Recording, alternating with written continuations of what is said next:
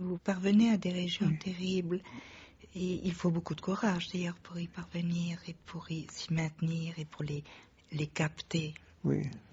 Et dans leur mouvement même, dans Oui. leur Ça, atrocité même. Et en même temps, le langage est si simple, si beau, oui. que on supporte ce qui est insupportable à vous lire. Oui. C'est très étrange. Oui. Mais justement, alors dans les romans, vous n'expliquez rien, vous ne répondez à rien, pas même, vous m'avez dit un jour, à la pitié, oui. et pourtant il y a un sens de la pitié immense. Je ne touche pas à la théologie parce que ce n'est pas mon domaine. Mais en effet, vous avez raison. Il y a votre journal. Ah ben voilà, le journal, c'est là. Et l'autobiographie. Oui, c'est l'autobiographie. Alors comment dire, c'est un déchaînement là aussi, un déchaînement un effort phonétique pour essayer de comprendre de quoi on est fait. Ça peut être intéressant. Et puis c'est la nécessité d'écrire. Le journal de ça aussi, parce que, écoutez, quand on écrit, on donne tout ce qu'on a de meilleur. J'espère. Tout y passe. Le bon et le moins bon, et l'affreux aussi y passe également. Je le connais. Oui, vous avez tout dit. Je connais aussi ce phénomène-là. Je suis allé de tous les côtés. Vous aviez écrit en exergue d'un de vos livres, il faut tout dire ou se taire. Ben oui, en effet. C'est vrai, c'est un beau programme. Tout dire sinon. Vous l'avez tenu. Tout dire si l'on peut, parce que là encore il y a le problème des mots, parce que Stevenson a dit que si on essayait de dire tout ce qu'il y a dans une minute de la vie d'un homme, il n'y aurait pas assez de livres pour l'écrire. Ce serait un peu refaire la création avec une majuscule. Oui. Alors, on se tire d'affaire comme on peut en écrivant des romans et tenant un journal. Dans l'autobiographie, par exemple, alors que les logiques dans vos romans, les logiques sont très subversives. Il y a des logiques, mais des logiques tout à fait inhabituelles, inattendues, inédites, disons. Et dans l'autobiographie, il semble que vous cherchiez, avec étonnement d'ailleurs, que vous cherchiez une logique dans une continuité qui est la vôtre. Oui, mais vous savez, mon autobiographie, je l'ai écrite sans la relire. Elle a été publiée par un ami qui est maintenant mort, c'est Robert Saint-Jean, où il a aidé à la publication. Je vais vous dire une chose qui va vous étonner. Le livre a paru imprimé il y a à peu près, je ne sais combien d'années, mettons 6 ou 8 ans, je ne sais plus. Vous savez, pour certaines précisions, j'ai besoin de me référer à des textes parce que je me perds. Là. En tout cas, ça fait un gros livre, n'est-ce pas? Oui, je m'en souviens. Il a paru au Seuil. Oui. Et on me l'a envoyé ici, je l'ai ouvert parce que je ne l'avais jamais lu. Parce que je m'étais dit, je vais faire cette autobiographie, chemin faisant, comme les choses se présenteront à moi, et puis ensuite on verra si c'est publié ou non. Et alors, le manuscrit est tombé entre les mains de Robert Saint-Jean, je crois que c'est lui qui s'en est occupé, encore je suis pas sûr. Enfin, quelqu'un a pris le livre et l'a donné à l'éditeur, et le livre a paru, et je l'ai ouvert ici pour la première fois, dans cette pièce, là, à côté, et j'étais horrifié. Horrifié, oui, parce que je me disais, présenter la vérité avec cette nudité, qu'est-ce que c'est que cette histoire? Ça m'a un petit peu troublé, et puis après je me suis dit, non, c'est comme ça qu'il fallait le dire. C'était un livre qui n'a pas été surveillé. Oui. Il a été écrit par quelqu'un qui ne surveillait pas, qui donnait les choses telles qu'elles se présentaient à lui. Un petit peu comme un roman, vous savez.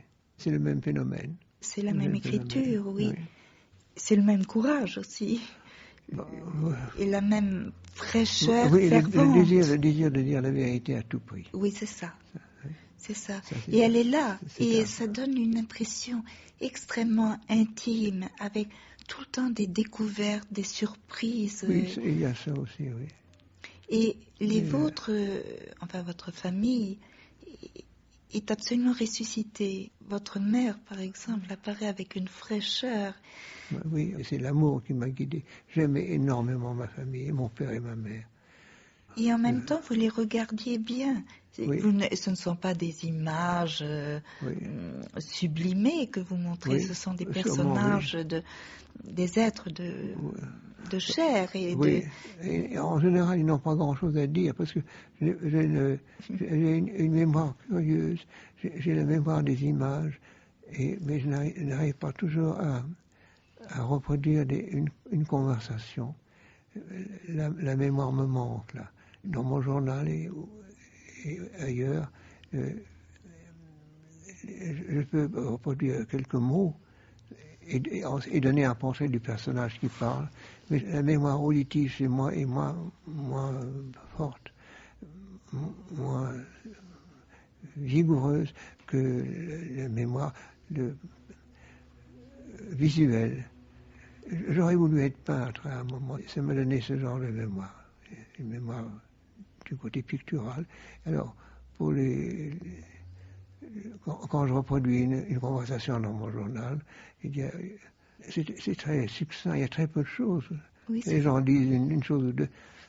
Je connais quelqu'un qui m'a quelquefois prêté des conversations immenses, qui était son invention, parce que il m'avait reçu chez lui, et ensuite il reproduisait ce que j'étais supposé avoir dit, mais on ne peut pas se rappeler beaucoup de choses qui vous sont dites, on ne peut pas s'en souvenir littéralement. Moi, je faisais un discours, et c'était pas vrai simplement. Oui. Mais les personnes que j'ai rencontrées dans mon journal ne font pas de discours parce que je ne peux pas me rappeler tout ce qui a été dit.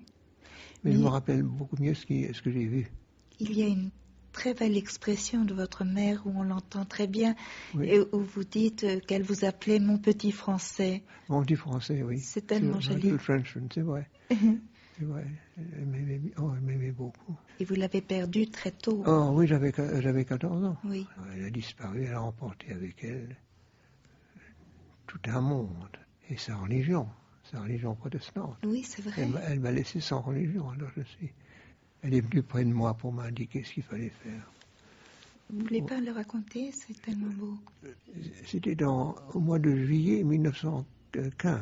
Elle était morte en 14. Et nous habitions au Vésiné, pas loin de Paris. Et je voulais à tout prix écrire, j'avais la manie d'écrire. Je voulais écrire une histoire de France. Et alors je me servais pour écrire l'histoire de France, le dictionnaire Larousse. Il y avait tous les rois, tout ce qu'ils avaient fait. Je suis très occupé et tout à coup je me suis aperçu qu'il y avait quelqu'un près de moi. Et je me suis dit, oh comme c'est curieux, ça ressemble à ma mère. On a l'impression qu'elle est là. Il faut vous dire que j'écrivais dans la chambre même où elle était morte. On m'avait donné son lit. Ah oui. Et alors, j'avais le sentiment de sa présence et j'avais le sentiment qu'elle voulait me faire rentrer dans une pièce qui était à côté, qui était un endroit où l'on s'habillait et où mon père avait rangé beaucoup de choses, ses chemises, posées les unes au-dessus des autres, très bien empesées, etc. C'était dans un meuble avec on ouvrait un tiroir, il y avait des chemises. Alors, bon, je me trouve devant ce meuble, je me dis, mais qu'est-ce que c'est que cette histoire? Qu'est-ce que ça veut dire? Pourquoi est-ce que je suis là? Et la présence de ma mère était là, très insistante. Et je regardais les chemises, puisqu'elles étaient là, et j'ai découvert que sous les chemises, il y avait un livre sur la religion catholique exposé aux personnes qui ne la connaissent pas. Alors je l'ai pris et je l'ai dévoré. J'ai dévoré ce livre. Et au bout de 2 jours, je suis allé trouver mon père pour lui dire que je voulais devenir catholique. Et il m'a dit, mais ce que tu dis m'intéresse beaucoup parce que moi je suis allé en Angleterre récemment et moi aussi je suis devenu catholique. Oh, c'est curieux, beau, n'est-ce pas? Oui. Mais la présence de ma mère, c'était curieux qu'elle soit là, vous comprenez? On peut dire, oui. Est-ce que c'était un fantôme? Je ne sais pas. C'était une présence, simplement. Et c'est comme ça que je suis devenu catholique. C'est très, très Alors beau. mon père m'a envoyé voire un jésuite. Vous avez donc embrassé la religion catholique et vous avez dû abjurer la religion protestante. Oui. C'était religieuse, oui. Rue Cortambert. C'était en effet rue Cortambert. Nous habitions au 16 et les religieuses habitaient au 20. Oui. C'était des religieuses contemplatives. Elles étaient habillées de blanc. C'était le Saint-Sacrement qu'elles adoraient. Et elles étaient là à côté de nous. C'est dans la crypte de leur église que j'ai été baptisé. Enfin, baptisé. Oui, baptisé, il a fallu un autre baptême. Parce que je ne sais pas, on supposait que les protestants avaient un baptême un peu particulier. Peut-être qu'ils mettaient de l'eau. C'est le jésuite qui parlait. On croyait qu'ils mettaient une eau qui parfumait l'eau du baptême. Alors ça n'allait pas. Ah. Mais on pourrait parler de l'écriture, si vous voulez. L'écriture, volontiers. Si vous pouviez voir mes manuscrits, ils sont là, mais Eric pourrait vous les montrer. Oui. C'est compliqué. Mais il y en a, c'est stupéfiant, il n'y a pas de rature du tout quelquefois. Mais ça ne veut pas dire qu'il n'y a pas eu un grand effort. Ce sont les efforts de quelqu'un qui essaie d'entendre quelque chose qui est dit et qui n'est pas toujours très assez précis. Quel drôle de personnage je dois être si mes romans me sont soufflés, si je puis dire, par quelqu'un qui me dit écris ceci, écris cela. C'est vrai, mais c'est pas aussi facile que ça. Oui, c'est un travail sur le fait d'exister et de vivre aussi. Peut-être, oui. Alors, ce qu'on appelle l'inspiration, est-ce que ce n'est pas cela? Oui. Dans inspirer, il y a respirer, il y a le souffle dans l'inspiration. Vous savez, ce sont des problèmes que je ne connais pas bien moi-même. Et je pense que c'était pas votre point de vue ne consistait pas à analyser, à décortiquer ce que vous faisiez, mais vous avez été pris dans cet élan et vous n'avez pas résisté à cet élan. Oui. Mais vous n'avez pas résisté non plus. C'est une impulsion. Oui, mais aussi pour vivre cette impulsion, pour être parcouru, pour la capter, pour écrire des livres. Il faut être présent. Il faut être très présent, c'est un très grand travail. Alors, en tourment aussi. Oui, mais vous savez, je me demande, est-ce que je ne suis pas seul à avoir ce genre de choses, je crois. Alors, puis vous êtes un écrivain tout à fait à part des autres. Vous êtes très mystérieux. Oui, parce que je n'ai rien à prouver. Vous n'essayez pas de prouver. Je n'ai rien à prouver. Mais c'est évident. Je raconte une histoire, elle est comme elle est, mais ce n'est pas pour démontrer quelque chose. Très souvent, on me classait comme écrivain catholique. Et j'ai dit, mais je ne suis pas un écrivain catholique, parce que le vrai écrivain catholique, c'est Mauriac, par exemple. Il y a toujours, je crois, l'idée de servir une certaine vérité catholique, un certain aspect de la foi catholique. Il y a un instinct de défendre la foi ou exposer la foi, etc. Bon, ça ne pouvait pas être ça parce que c'était pas dans ce qui m'était demandé. Vous prenez quelqu'un qui a été très bien pour moi, c'est Bernanos.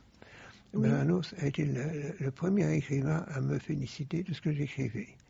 C'est curieux parce qu'il était... Alors lui, Bernanos, il était entièrement catholicisme. Lui, c'était la matière spirituelle dont la religion était faite, n'est-ce pas? Et puis il vivait entouré de ce qu'on appelait des curés à l'époque, n'est-ce pas? Et il y avait ça chez lui. C'était un homme admirable de toutes sortes de façons, mais il était le catholicisme rêvé, avec des noms... alors des noms de vision extraordinaires. Il vous a écrit avec enthousiasme, courage Green, votre œuvre est bonne. Et vous savez, ça a été pour moi un immense encouragement, ça. Oh, j'imagine. Il avait écrit ça à propos d'un livre où il n'y avait absolument pas de religion, c'était Mon Cinéaire. J'avais 25 ans, peut-être 25 ans, je crois. Oui, et c'était ça. Mais il était très bien, ça a compté pour moi. Et vous savez, quelqu'un Alors, ça va vous étonner. Quelqu'un qui a fait énormément pour m'aider dans mes débuts et ma carrière, c'est André Mauroy. André Mauroy. On n'attendrait pas ça d'André Mauroy, mais André Mauroy était un homme très généreux et il était ce qu'on voudra comme écrivain, mais il était on pouvait avoir confiance en André Mauroy. Il voulait absolument montrer aux Américains que j'existais.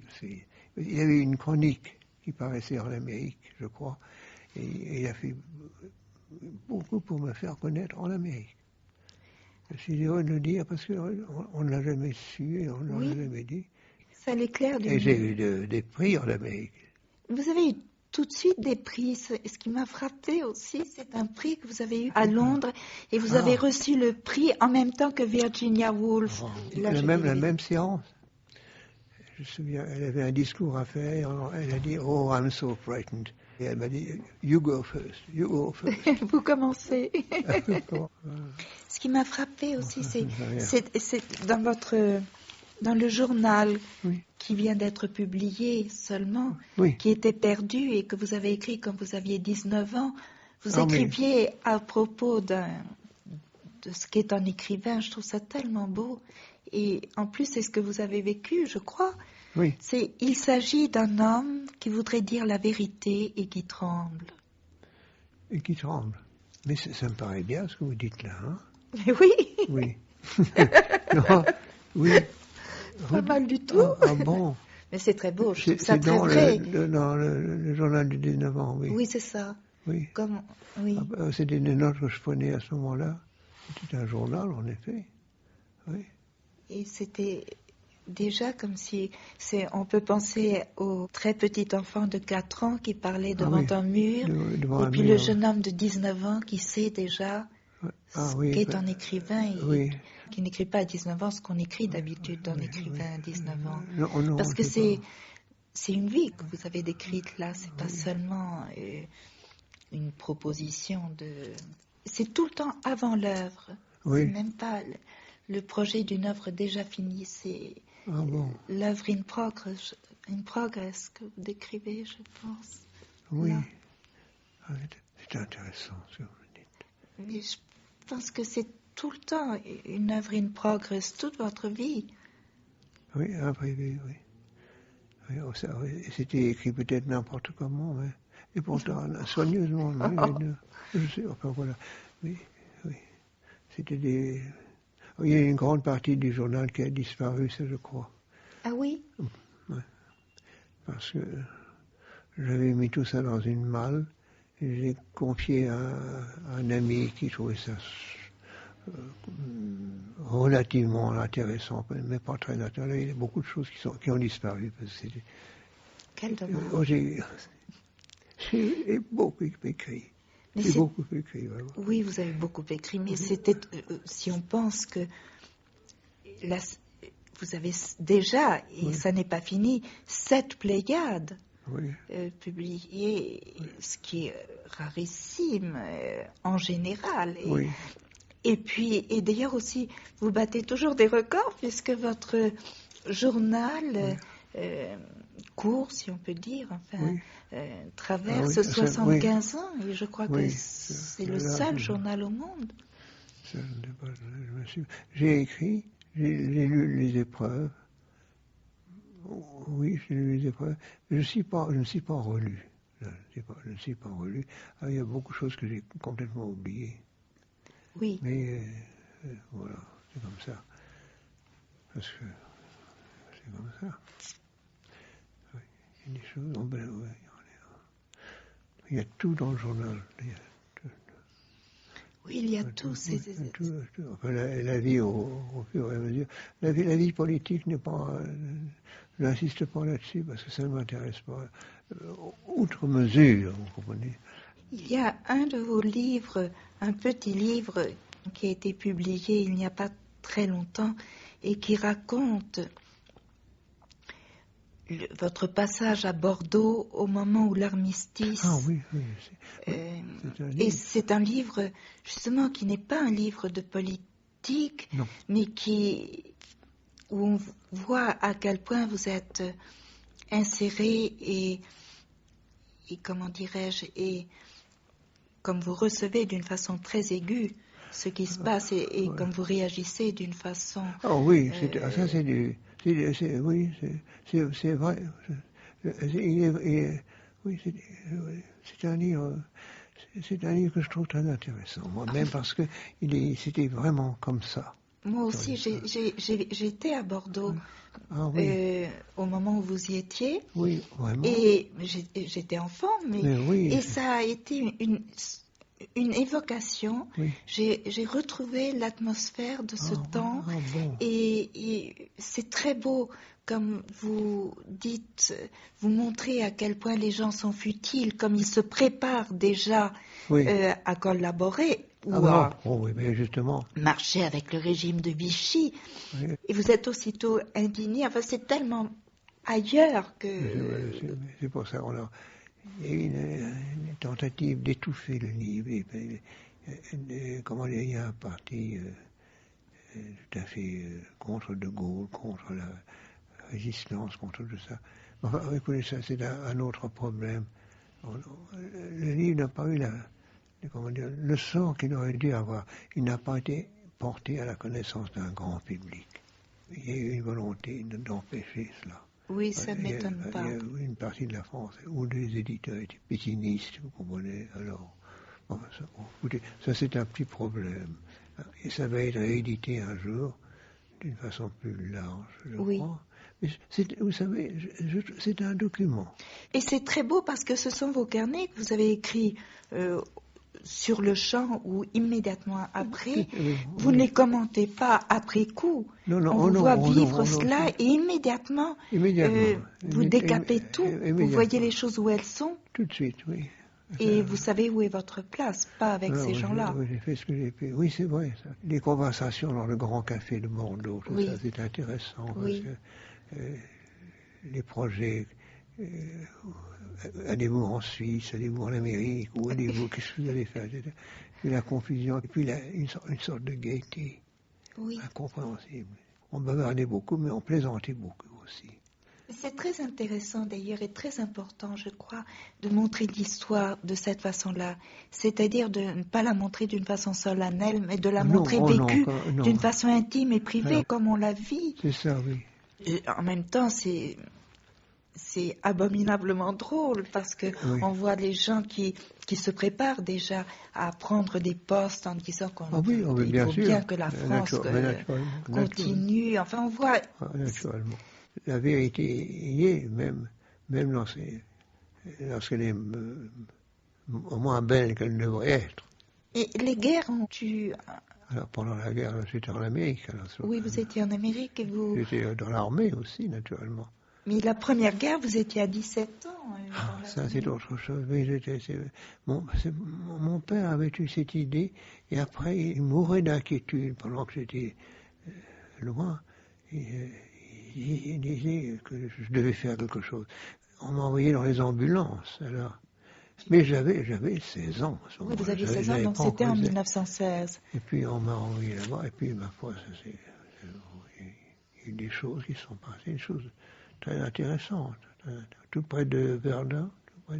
Pour un garçon de 16 ans, ça n'est pas rien d'être sur le front. Non, je sais bien, mais je faisais ce qu'on me disait de faire, et puis j'étais très obéissant. Il y a toujours eu en moi une volonté d'obéissance, vous savez. Elle est très forte dans la religion et d'une façon. Quand la volonté vient d'en haut, enfin d'une chose qu'on doit faire, je suis là, je veux être là. Oui, c'est ça. De toutes mes forces. Alors là, je fais ce que je dois. Et j'ai vu des choses justement à cause de ça. J'étais tout près de Verdun. Le bruit du canon qu'on entendait toute la nuit, c'est ça. Ça me frappait beaucoup, ça. Ça ne cessait pas. Le canon, toute la nuit. Toute la nuit. Il n'y avait pas d'arrêt. Le jour, on entendait presque pas, parce qu'il y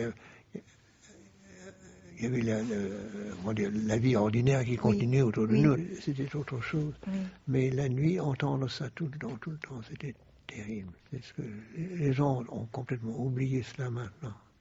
Vous étiez en Argonne? En Argonne, oui, à Oui. Clermont en Argonne. Oui. Et puis on allait de Clermont en Argonne dans des hôpitaux, n'est-ce pas, pour les blessés, pour livrer les blessés dans les hôpitaux. C'était quelquefois un petit peu difficile. J'ai été en 17, 18, 19, pendant 2 ans et demi au moins, j'étais en uniforme. Ou bien uniforme américain pour les ambulances, ou alors le bleu horizon. J'étais en bleu horizon, c'était extraordinaire de penser que j'ai porté en bleu quand je suis entré à l'école de Fontainebleau, l'école d'artillerie.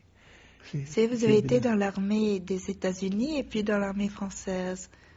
J'étais dans l'armée française parce que quand j'ai eu 18 ans, je voulais continuer à faire quelque chose. Alors, je me suis présenté, on m'a dit que j'étais américain, mais je pouvais... Il y avait un tour de passe-passe. On me dit, si vous voulez servir dans l'armée française, il faut que vous passiez par la... Comment? Ça me fait rire d'y penser, mais c'est la Légion étrangère. Oh. Alors, pendant un jour, j'étais dans la Légion étrangère. On m'a mis pendant un jour dans la Légion étrangère. Et puis, on m'a pris de la Légion étrangère pour me verser dans l'armée française.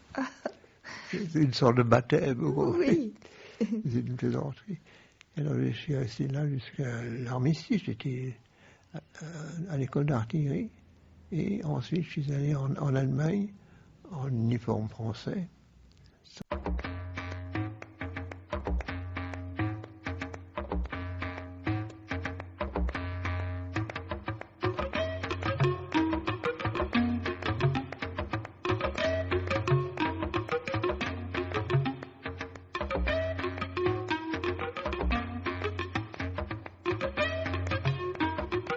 À voix nue.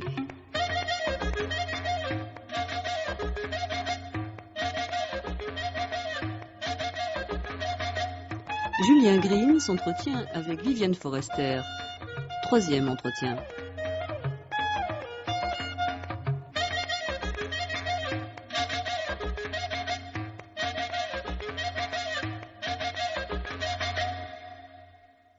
Julien Green, j'ai envie de décrire un peu la pièce où nous sommes, qui est si belle. Ces lueurs rouges, les murs sont d'un rouge, je dirais, pompéien. Oui, pompéien, c'est vrai. Oui, et il y a à la fois une pénombre et des lumières très belles, un peu diffuses. Oui. Et on se sent tout à fait à l'écart dans un monde à vous. Oui, c'est un peu vrai. C'est pas un rouge parisien, c'est plutôt anglais ou italien. En général, en France, on ne voit pas beaucoup d'intérieur rouge. On a un peu peur du rouge. Et tous ces livres, cette armoire qui est si belle. C'est la bibliothèque, là. C'était un des meubles de mon grand-père et il contient beaucoup de livres sur la guerre de sécession, pour prouver que nous avions raison. Et des meubles ici qui sont... Ça, évidemment, ça vient de la maison de mon grand-père. Et les chaises, vous voyez peut-être un fauteuil à bascule qui est là. Et le canapé, tout ça, c'est avec un style un peu particulier, un petit peu tourmenté. Parce que il aimait des choses un peu riches, un peu lourdes. C'était un homme du Shropshire, vous savez, pas très loin du pays de Galles, en Angleterre, mais tout près du pays de Galles. Oui. Et il était d'une très bonne famille, mais il n'était pas d'une grande famille. Mais il était ce qu'on appelle un Shropshire lad. Comment expliquer ça? Un garçon du Shropshire. On avait envoyé servir de secrétaire à un propriétaire foncier, enfin un monsieur qui avait de grandes propriétés près de Liverpool. Et ce monsieur de Liverpool s'intéressait beaucoup à lui. Il s'appelait Mr. Moon, je me souviens, Monsieur Moon. Et il s'intéressait beaucoup à lui. Il lui avait dit, c'est très bien d'être mon secrétaire, mais si vous vouliez faire fortune, vous iriez dans le sud. Et mon grand-père, qui était très doué et très intelligent, au bout d'1 an, a été envoyé à Savannah. Au cœur du sud. Le sud des États-Unis. Il a commencé toute une carrière. Mais j'en étais assez meuble. meubles un peu particuliers. Il aimait les choses le style un peu lourd, un peu riche, un peu ourlé, vous comprenez? Oui. Curlé, comment dire l'anglais. C'est très beau d'ailleurs. Oui, c'est assez curieux, c'est très singulier. Il était resté très anglais en Amérique, il ne voulait pas être autre chose qu'anglais. Tout ça, c'est un peu l'atmosphère du Sud, oui. Mais... à Paris. Oui, à Paris, justement. Ce n'est pas du tout en rapport avec Paris, je crois. Non, parce pas que, du tout. Encore une fois, le rouge n'est pas une couleur très utilisée en France dans l'ameublement, mais il me semble qu'on est ailleurs dans cette pièce. Tout à fait ailleurs, comme on est ailleurs dans vos livres. C'est un petit peu ça, la même chose. Oui. J'ai transporté mon milieu dans mes livres. Des régions à vous, tout à fait à vous. Oui, c'est ça. Mais vous savez, je crois que chaque écrivain qui est un peu créateur se fait un monde particulier, un monde qui lui est personnel tout autour de lui, et c'est son pays, et il s'y trouve bien. Ça l'isole un tout petit peu. Ça dépend du goût des lecteurs. Il y a des gens qui aiment beaucoup ça. Moi, je dois dire, j'aime beaucoup ça. Oui. Et je trouve que c'est très beau parce que l'œuvre est un royaume. Oui, c'est un royaume si le romancier y croit. S'il y croit. Et ça, c'est extrêmement important parce que certains romanciers n'ont pas cette foi. Moi, je me souviens quand j'ai écrit mon premier roman, c'était Adrienne Mesurant, n'est-ce pas? J'ai eu la visite d'un... je peux bien vous dire le nom, maintenant ce n'est pas indiscret parce que c'est très loin. C'était André Malraux. Et André Malraux avait peut-être des problèmes particuliers pour écrire, mais il m'avait dit très franchement, on écrit un roman et puis qu'est-ce que ça peut nous faire vraiment? Il était plus grossier dans son langage à ce moment-là. Entre hommes, on peut dire ça. Qu'est-ce que ça peut nous faire, ce qui arrive à ces personnages? On sait bien que ce n'est pas vrai. Et je me suis dit intérieurement, mais toi, tu n'es pas du tout romancier. Et il a écrit des livres extrêmement remarquables, mais dans ces livres, les personnages échangent des impressions, et quelquefois se font des petits discours, des discours d'idées politiques ou autres, mais on ne les voit pas en chair et en os. Ça, c'est mon opinion à moi. Alors, ce sont des livres très intelligents. Ce sont des livres d'un homme trop intelligent pour croire à l'histoire qu'il raconte. Oui, il n'est pas envoûté par ce qu'il fait. Il n'est pas envoûté par son histoire. Et vous savez, quand on écoute les enfants parler tout seuls, ça nous est arrivé à tous, n'est-ce pas? Les enfants parlent tout seuls et se racontent à eux-mêmes des histoires. Ils y croient très profondément. Très profondément. Et j'ai toujours pensé que le romancier avait le vrai romancier gardait un petit peu de cela. Ça, j'en suis sûre. Et ce qui m'avait frappé, c'est vous avez écrit un jour que il faut entendre jusqu'au son de la voix des personnages. Oh oui, jusqu'au son de la voix des personnages. Oh oui, certainement. Ce sont des dons qu'on a reçus. Si je n'avais pas reçu ce don-là, j'aurais pas pu écrire. Parce que il y a des idées dans mes romans, mais ce ne sont pas des romans de discussion philosophique. C'est pas ça, ce sont des romans de passion ou de situations créées par le hasard, les circonstances. Mais c'est une histoire que je me raconte à moi-même. C'est quelque chose qui est donné. C'est ce qu'on appelle un don. Ils ont une logique à eux, une logique très subversive. Oh oui, souvent très subversive. Et ce sont très souvent des révoltés. En général, ce sont des révoltés, ou bien révoltés contre la société, ou l'entourage, ou alors contre eux-mêmes. Oui, très insurgés. Quand ils sont en révolte contre eux-mêmes, alors il y a sûrement un roman qui commence. C'est-à-dire que ce sont des romans qui surgissent. Et cela semble miraculeux d'ailleurs qu'ils existent, parce qu'ils ne ressemblent à aucun autre. Oui, mais Ça, c'est à l'origine de toute mon œuvre, ça. Oui. Parce que c'est très difficile d'expliquer, parce que c'est le commencement qui est difficile. La première page du livre est très importante parce que c'est elle qui donne le ton et la couleur et le paysage et le pays et tout, de tout le livre. Mais comment expliquer ça? En général, c'est ou bien le résultat d'un rêve, ou alors une image qui tout à coup a surgi dans mon esprit et que je vois comme très distinctement. C'est ce qui m'est arrivé pour Adrienne Mesura. Oui, racontez comment c'est arrivé pour Adrienne Mesura. On voit une jeune fille qui selon moi, n'avait pas l'air d'avoir beaucoup d'intérêt, et qui regardait des livres, et qui regardait des portraits de famille. Elle se demandait à quelle famille elle appartenait. Et à mesure que je la voyais, elle devenait de plus en plus intéressante. Elle avait le mystère des personnes très simples. Et c'est parce qu'elle était tout à fait vraie que j'ai pu écrire la page numéro 2, ayant écrit la première page pour la décrire, je ne savais pas ce que contenait la page numéro 2, et le fait est que je n'ai jamais su, quand je commençais un roman, ce qui allait suivre. Ce qui allait suivre m'était fourni par un jeu d'imagination, ou alors une sorte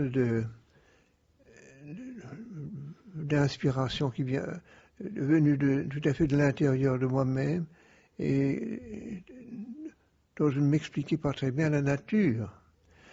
Mais c'est comme une force impérieuse qui m'a dit continue, continue et continue. Et j'ai écrit le livre jusqu'à la fin, et c'est seulement à la fin du livre, tout à fait à la fin du livre, que j'ai compris qu'Adrienne Mesura était devenue folle.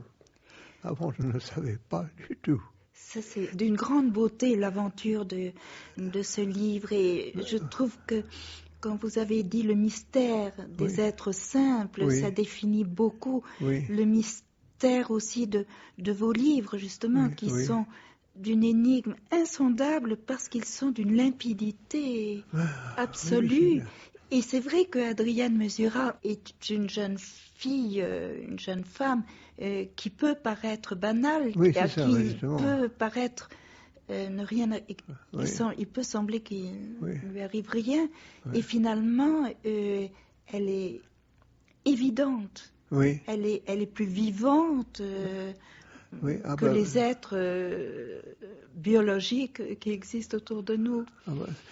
C'est ce que vous dites, c'est pour moi, c'est la récompense du romancier de vous entendre parler comme ça, parce que c'est exactement ce que je voulais faire. Ce qui m'a été demandé, comprenez-vous. Alors, si je parle trop d'une chose qui m'est fournie, on se dira, où est le mérite de l'écrivain? Pourquoi y aurait-il du mérite de l'écrivain, c'est d'essayer d'écrire convenablement et de traduire le mieux possible une chose qui vous est suggérée par je ne sais pas quoi.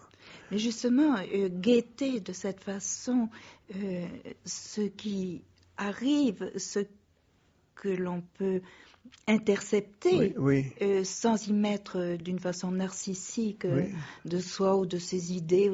Je pense que c'est l'essentiel, et c'est donné à très peu d'écrivains. Oui, écoutez, autant que nous puissions le savoir, parce que je ne sais pas si les écrivains qui s'interrogent beaucoup sur ce... Enfin, peut-être ou peut-être pas. Comment savoir? Mais je crois que c'est un don qu'avait Kafka, un don supérieur. Mais il s'en méfiait parce qu'il avait l'idée que c'était un don qui le mettait en rapport avec ce qu'il y avait de plus mauvais en lui. Mais c'était un homme très tourmenté et très intérieur, enfin moi je l'ai dit plus ou moins, mais lui d'une façon beaucoup plus violente. Et ça produisait les très beaux livres que nous connaissons, mais il s'en méfiait. Moi je m'en méfiais pas, je me laissais aller. Chez moi c'était irrésistible parce que le début avait toujours la force, je reviens toujours à Adrienne Mesura, la force d'une espèce d'hallucination. c'était tellement vrai que ça ne pouvait être que comme cela. Et alors, toute l'histoire d'Atelier de Mesura est particulière, enfin, c'est pas... Elle tue son père, c'est-à-dire qu'elle le pousse dans l'escalier, espérant qu'elle ne le voulait pas. Je me souviens que lorsque le livre a paru en Amérique, on a souri un petit peu, on a dit qu'elle avait tué son père accidentellement, exprès. Ce qui était vrai, au fond. Accidentally on purpose. Ça a beaucoup fait rire. Et c'était un petit peu cela, oui. Oui. Je connais très bien ce sentiment. La force de ces livres tient aussi justement à ce que vous n'êtes pas bloqué par les mots, par la langue, par la logique du discours, alors que votre écriture est très simple. Vous dépassez ce qu'on imagine que veulent dire les mots et vous entraînez, ou vous vous laissez entraîner dans des régions où justement ce qui pourrait paraître impossible et contradictoire ne l'est plus du tout, paraît évident. Mais vous savez, trouver ces mots qui vont un petit peu plus loin que le langage ordinaire et qui sont très simples, pour moi c'est très difficile. C'est là le vrai travail de l'auteur, c'est d'écarter les mots qui sont peut-être plus intéressants d'une façon, sous le rapport de l'inattendu, vous comprenez. Oui. Je cherche les mots les plus simples pour dire les choses les plus difficiles. Oui. C'est là la difficulté. Et ça va beaucoup plus loin. Ben, ça va plus loin parce que souvent c'est la simplicité qui est inattendue, qui surprend. Seulement c'est une discipline et c'est assez dur, je crois. Mais je ne me plains pas de mon travail. J'aime beaucoup mon travail. J'aime beaucoup le fait de travailler. Oui. C'est une grande joie. Et je pense que mon dernier roman, je l'ai écrit entre 92 et 94 ans. Et c'est curieux. C'est sur le Sud. Cette éternelle question du Sud, qui est toujours très mal comprise. Votre œuvre devient plus lumineuse. Le bonheur que vous éprouvez passe dans votre œuvre maintenant, une sorte de sérénité. Mais ce qui frappe, c'est que vous êtes à la fois l'écrivain qui a dit « l'univers est heureux en moi » et qui avait écrit des livres, par exemple Léviathan. Oui. Je me souviens d'avoir lu dans Malcolm Lowry, où il dit que vous êtes allé à l'extrême de la douleur. Mais oui. Et c'est vrai que... Qui est-ce qui a dit aussi que vous êtes le poète de la peur? Est-ce que ça n'est pas Maeterlinck? J'ai écrit Léviathan à 25 ans. Oui. La douleur, oui, ça m'intéressait beaucoup, mais j'avais eu une vie très... Il y a eu la tragédie de ma mère qui est morte trop tôt, évidemment. Oui. Mais malgré tout, quant à Maeterlinck, c'est un nom qui m'est cher, Maeterlinck. C'est un homme que j'aime beaucoup, un écrivain que j'aime beaucoup. Mais un garçon de 25 ans qui parle de la douleur, ça paraît étonnant, mais c'est le livre qui m'a fait connaître ça, Léviathan, qui m'a fait vraiment connaître, oui. Plus encore que Atelier de Mesura, peut-être. Et c'est un livre, d'ailleurs, c'est insoutenable. Et oui. En même temps, on sent qu'il y a la grâce. Ah, la jeunesse est violente, l'ordinaire. Enfin, je dis la jeunesse, la mienne il y avait des instincts de violence qui étaient à l'origine de mes romans. Et d'ailleurs, avant d'écrire vos romans, vous aviez écrit un pamphlet... Ah oui, contre les catholiques. Contre les catholiques de France. Contre les catholiques de France. C'était une chose... C'est très très beau, et alors d'une violence... Enfin, c'était dédié aux cardinaux français. Oui. Mais c'était un écrivain qui s'appelait Pierre Morange qui m'avait demandé cela. Il fondait une revue, il voulait faire une revue très violente. Il m'avait demandé s'il ne pouvait pas écrire quelque chose contre quelqu'un ou quelque chose. Et je lui disais, mais je suis au fond, non, je suis très content comme je suis. Mais alors, réfléchis un petit peu, tu dois avoir des griefs à exprimer contre quelque chose.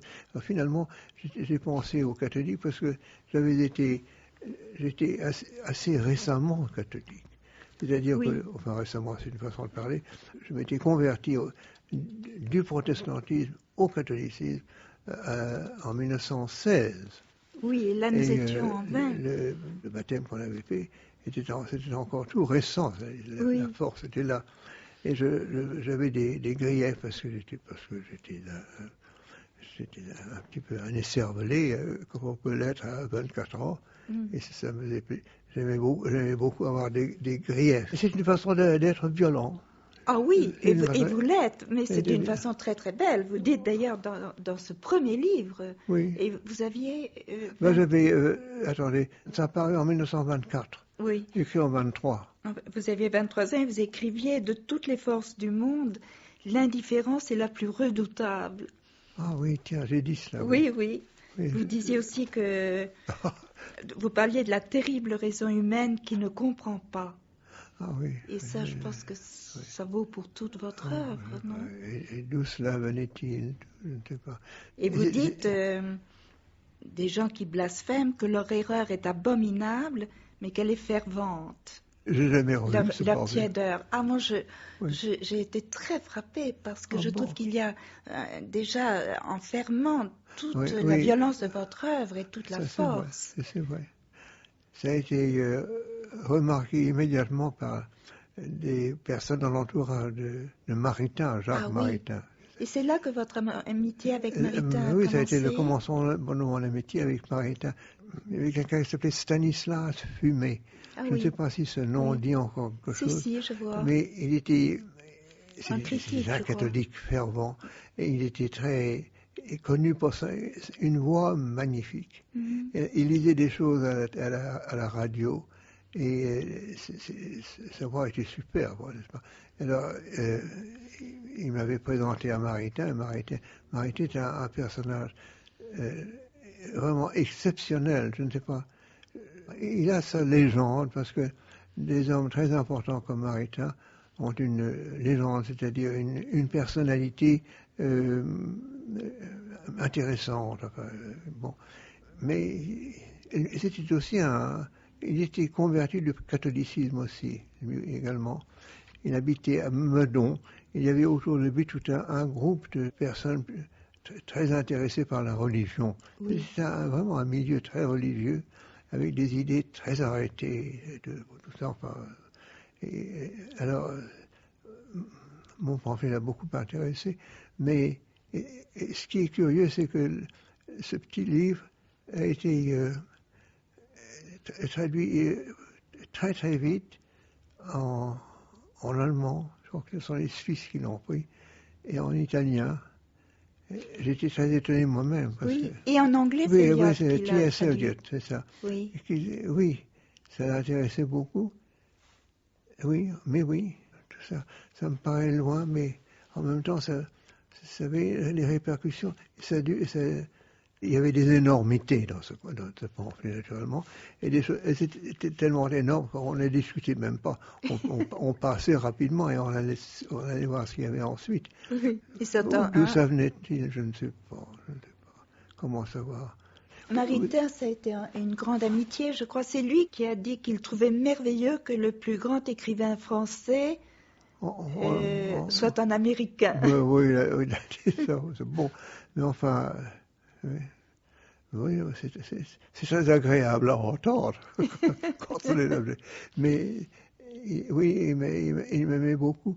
Mais j'essaie de donner un portrait de Maritain, c'est très difficile parce qu'il avait une très belle figure et les cheveux très emmêlés.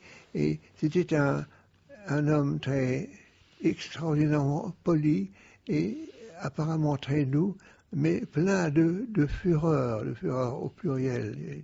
Il y avait toutes sortes de griefs et de choses, avec des yeux bleus qui pouvaient devenir comme du feu quand il le fallait. Il se mettait en colère contre les gens. Il y avait un ennemi en particulier qui s'appelait Henri Massis.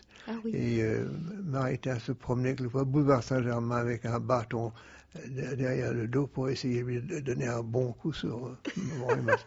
Il était extraordinaire. Et en même temps, il a écrit énormément de choses sur la religion, bien sûr. C'est toute une école, Maritain. Mais votre correspondance avec lui qui a été publiée est très belle. Oui, il a écrit de très belles choses. Mais il écrivait énormément de théologie. Je lui disais, vous savez, je voudrais... J'ai le plus grand plaisir à vous voir, mais je ne peux pas très bien comprendre vos livres, parce que je ne suis pas théologien du tout. Ça m'est étranger. Il a dit ça n'a aucune espèce d'importance. Vous les aurez jusqu'au dernier, jusqu'à ma mort, ça n'a pas d'importance. Mais sa sérénité était extraordinaire. Mais il est certain que Maritain donnait une impression merveilleuse. Quand il entrait dans une pièce, on avait l'impression que tout à coup, il faisait très beau. Même s'il pleuvait, il faisait un temps magnifique parce qu'il était là. Il rayonnait. Ça, c'est très particulier. Oui. Et laissez-moi vous dire, vous l'avez remarqué vous-même, c'est très rare, ça. Probablement à des aspects de la sainteté, ce que je sais. Mais ses colères étaient magnifiques aussi. Et quelquefois, vers la fin de sa vie, il s'habillait comme un clochard. Ah oui? Oui, il gardait, ce qui est curieux, c'est il gardait une certaine élégance, parce qu'il était très racé. Quelles amitiés différentes vous avez partagées, parce que vous disiez d'André Gide qu'il vous faisait l'impression d'un athée qui aurait des doutes. C'est exactement ça. Un athée avec des... Oui, c'était peut-être son cas, vous savez, c'était peut-être son cas. Mais le physique était extraordinairement différent de celui de Maritain. Évidemment, tout le monde connaît le visage de Gide, c'était l'intelligence même, mais en même temps un regard très perspicace, et peut-être un peu trop attentif. Quand il vous parlait, il avait ce sérieux protestant qui est magnifique, évidemment, parce qu'il avait toujours gardé ce côté protestant. On ne peut pas se débarrasser du protestantisme comme ça. Il vous scrutait quand il vous parlait. Il vous posait des questions, et les questions étaient quelquefois impitoyables, mais polies.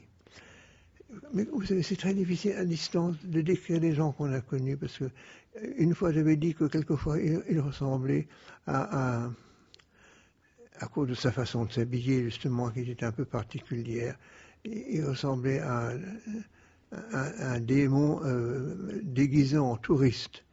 Il avait un petit peu cet aspect-là aussi. Et je me souviens qu'il y a eu une rencontre entre Maritain et André Gide une fois, à propos d'une question très sérieuse. Ils n'étaient pas du même avis. Maritain m'a dit que Gide n'avait pas dit la vérité. Seulement, la vérité, pour André Gide, c'était quelque chose de tout à fait réel, mais réel à un degré extraordinaire. Seulement, il disait ceci, il se contredisait quelquefois. Il disait une chose, et un peu plus tard, il disait une chose différente. Et il avait dit, mais oui, c'est absolument vrai, mais j'ai des sincérités successives. Mais pourquoi pas? Mais des sincérités successives. Eh bien oui, alors tout le monde éclatait de rire, parce que ça avait l'air d'une façon habile de se dérober à toutes les questions. Mais quand on y pense, il y a un fond de vérité là, parce que si on est honnête, on est sincère. Mais on ne tient pas le même langage avec tout le monde. C'est vrai. Le langage n'est pas le même, et par conséquent, les pensées n'ont plus la même couleur, mettons. C'est ce qu'il voulait dire, c'était pas tellement bête. Non, il était incapable de dire une chose bête. J'ai eu de longues conversations avec André Gide, et elles m'ont toujours beaucoup enrichi, parce que c'était un homme extrême.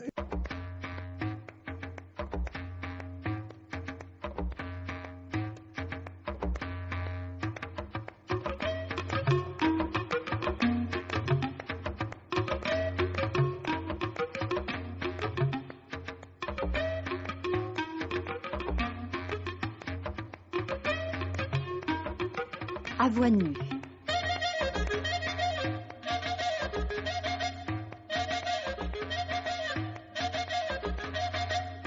Julien Green s'entretient avec Viviane Forester. 4e entretien.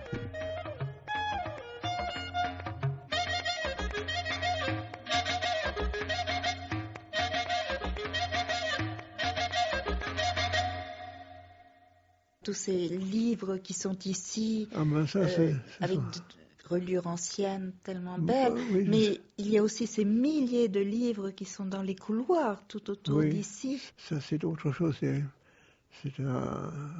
c'était un religieux qui vient de Port-Royal qui m'a donné tout ça. Alors Port-Royal, c'est un monde particulier. C'est le catholicisme le plus rigoureux, alors celui-là, Oui. n'est-ce pas? Le jansénisme, n'est-ce pas? C'est ça. Mais c'était un monde très profond que j'ai beaucoup aimé, moi aussi.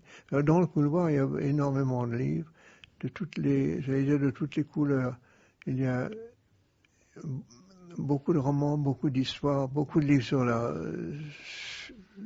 la vie intérieure, enfin, ce qu'on appelle Oui. la religion.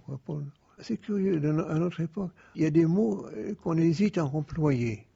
Et le mot de religion en est un.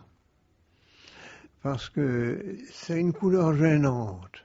Ça pousse à aborder des questions très personnelles qu'on doit cacher ou tenir secrètes. C'est ce qu'il y a de plus intime. Mais justement, c'est le secret de chacun, enfin de l'individu. Oui. Et on ne le livre pas comme ça, mais pourtant c'est passionnant. C'est essentiel. Dans vos livres, il n'est pas question de religion, mais il y a un souffle dedans qui ne provient pas d'une croyance précise, Oui, mais il y a un souffle que je ne dirais pas religieux, mais qui provient de la foi, du doute, c'est ça, à l'extrême. C'est la vie intérieure. Avec les années, elle évolue et elle change. Elle se promène de tous les côtés, cette vie intérieure. Je ne dirais pas que c'est la vraie vie de l'homme, mais c'est un des aspects les plus importants du personnage que nous sommes. Pour moi, c'est l'essentiel. Oui. Mais alors, ça, c'est aussi le fait de l'âge, parce que avec les années, il y a une accentuation de l'intérêt de ces choses, de ces choses intérieures. C'est comme ça, parce que le moment approche où pour l'individu, tout va cesser ou en tout cas se transformer. Enfin, je n'ai pas besoin de parler de ça parce que nous n'en finirions pas. C'est évident. Mm-hmm. Alors, dans le couloir, là, il y a énormément de choses sur tous les sujets possibles. Celui-là en est un, évidemment. Les mystiques. Les mystiques, en particulier. Oui. Mais à l'époque où nous sommes, il y a un renouveau d'intérêt pour les mystiques. C'est assez net, ça. Oui, en fait, pour la pensée qui n'est pas forcément prisonnière d'un discours fonctionnel. Mais justement, c'est les mystiques au sens large. Oui, n'est-ce pas? C'est d'ailleurs l'impression qu'en vous lisant, c'est qu'il y a de religieux en vous, de tourments, de béatitude. Tout cela vous a libéré et n'a pas du tout, ça n'a pas été des structures qui vous ont le moins du monde réduit ou emprisonné, mais au contraire, ça vous a donné des régions plus vastes à explorer. La liberté. Voilà. La liberté, au fond. Oui. Et la liberté d'aller au plus ténébreux, souvent, et au plus criminel. Une liberté qui ne tient pas d'une morale. Ce n'est pas un emprisonnement, c'est le contraire d'un emprisonnement. C'est plutôt une ouverture vers une plus grande indépendance. Mais c'est un mécanisme compliqué. Mais pour vous, ça a été aussi une très grande lutte, je crois. Oui, ça a été justement, une lutte dans terrible. votre jeunesse. Oui, c'est un des aspects de ma vie, c'est précisément celui-là. C'était la lutte d'un monde extérieur et d'un monde intérieur. Surtout vers la fin de ma vie. Il y a un roman comme Moira, par exemple. Oui. C'est un roman. C'est l'histoire d'un garçon, d'un jeune protestant, et qui est tellement féru de lui-même et de sa religion personnelle qu'il finit par tomber dans un piège. Il tue une femme dont il est amoureux malgré lui, parce qu'il la tue parce qu'elle a démoli en lui toute une personnalité dont il avait besoin. Il tuait en lui le saint qu'il croyait être, au fond, c'est ça. Tout bêtement, c'était ça. Et c'est un de mes livres qui ont eu le plus de succès. Mais en fait, c'était un conflit que vous connaissiez. Mais oui, parce que c'était... Mais oui, le décor, c'était l'université de Virginie où je me trouvais. Et j'avais pris tout simplement l'université comme décor, avec ce que disaient les étudiants. Et c'était un milieu tout à fait propice, parce qu'on remuait beaucoup d'idées, puis il y avait... On voyait la naïveté du garçon, qui était très... on l'a fait tomber dans un piège, justement. On l'a mis en présence d'une femme qui, elle, s'amusait beaucoup à le taquiner. Elle l'a taquiné tellement qu'il est tombé amoureux, puis il s'est jeté sur elle, et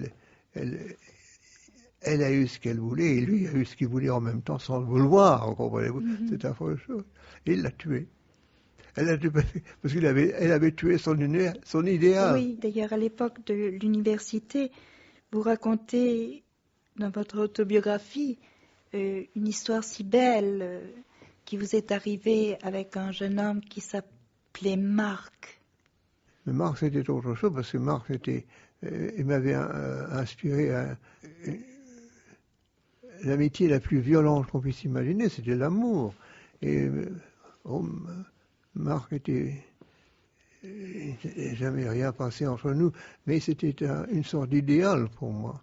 À son propos, vous écrivez, je trouve ça si beau, qu'il avait une odeur de chair et de fruits qui vous donnait envie de mourir. Oui, j'étais très malheureux parce que je n'ai jamais osé lui dire que je l'aimais. Et vous n'avez jamais su à quel point lui vous aimait ou comment il vous a aimé? Je sais qu'il m'aimait énormément, oui. Mais il ne le disait pas. C'était un étrange... ça arrive très souvent. Oui. Enfin, très souvent, non. Très souvent n'est pas tout à fait vrai. Mais ça arrive dans les pays anglo-saxons, ce n'est pas inconnu, cela. En Angleterre aussi, des amitiés entre personnes du même sexe qui sont très ferventes, très idéales et qui ne se traduisent pas par les gestes, mais qui existent fortement et qui peuvent rendre très malheureux ou quelquefois très heureux. Oui.